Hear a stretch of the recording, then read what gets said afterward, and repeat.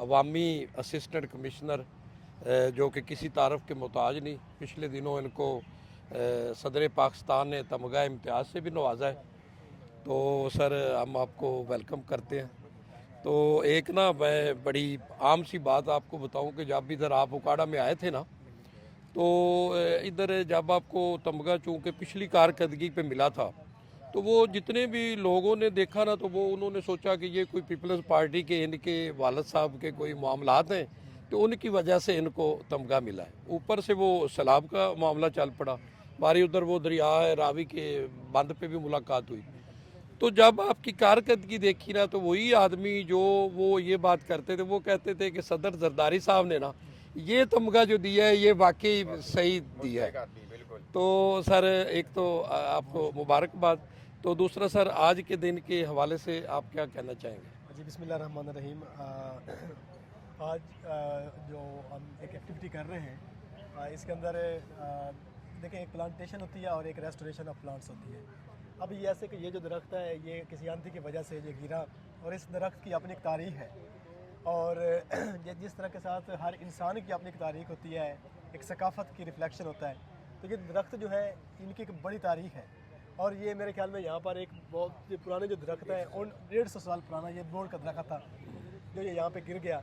और ये सारा क्रेडिट जो है ये हमारे भाई बासी साहब को जाता है कि हमारी आपस में इसके ऊपर बातचीत हुई। मैंने अपने डिप्टी कमिश्नर साहब को नॉलेज भी दिया, sir is very kind enough, और बल्कि सर ने इसको बहुत इनक्रेज किया। तो ये जैसे कि सीएम साहब का भी विजन है कि मतलब जो प्लांटेशन कैंपेन है उसको हमने इनक्रेज करना है।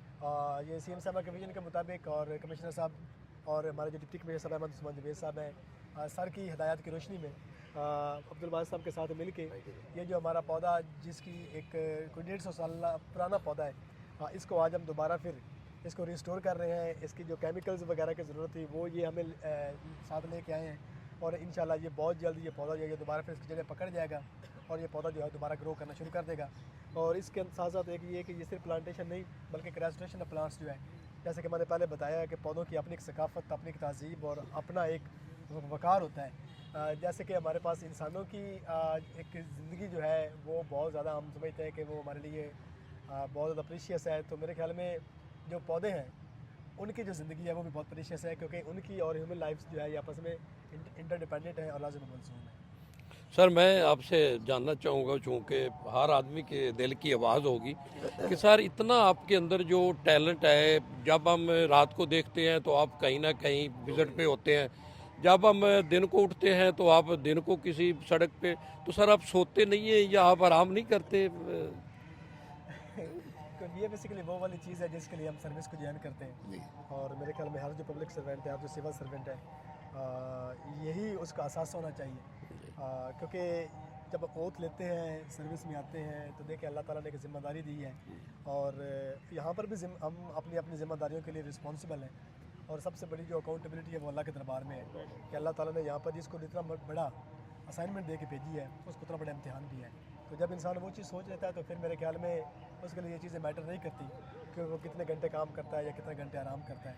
और दूसरा ये कि इस वक्त वैसे भी गवर्नमेंट के भी एक जो पेस है वो भी बहुत ज़्यादा आपके सामने है जी। तो डेफिनेटली तमाम ऑफिसर्स ही अपनी कैपेसिटी के अंदर काम कर रहे हैं, और हम भी कोशिश कर रहे हैं कि हम अपने आप को एक्सपेक्टेशंस के मुताबिक जो है मीट अप कर सकें। तो सर हमारी दुआएं हैं कि आप मज़ीद जो है इसी तरह, जैसे आप यंग है और आपके ख्यालात बुलंद हैं, तो आप इसी तरह पाकिस्तान की और आवाम की खिदमत करते रहें।